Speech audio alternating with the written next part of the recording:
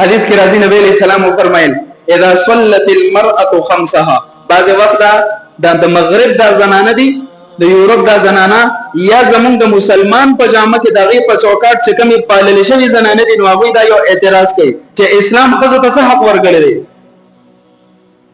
اسلام چې خزو ته کم حق ورکړي دی په یو دین کې اندازه حق نشتا د انسان په اسلام کې په انسانيت کې د خزونه خصوصیت سره د عمل مطالبه کما او د اجر وعده زیاته ده یو سو عمل لخزر دا پابندې سره کی الله رب العزت خپل محبوب په خپل باندې دیتا بشارت سناوي جستا سره لپاره جنت ته اذا صلت المرأة خمسها اولنې ذمہواری ده چې خزا د 15 وانو وخت منځونو پابندي کوي بلما زنی د مونږ پابندي کوي وحصنت فرجها دویم اهم کاردار چې د خپل شرمګاه حفاظت کوي خپل خاون ضرورت په پوره کوي د خاون خپل ضرورت پوره کوي د خاون نه علاوه د دې جسم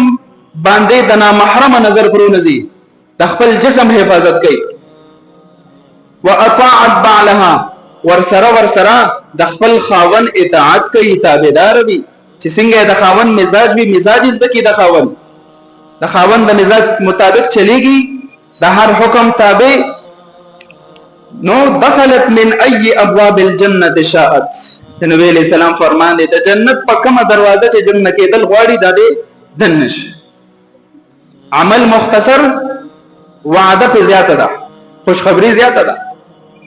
اوس دا خوشخبری سره ته نه ده او چونکه دا په ظاهر خو اعمال دی واړه خدا عمل په میدان کې ګوره دا ډېر غټ اعمال دي د خاون اطاعت په معاشره کې تقریبا 50% ختم دی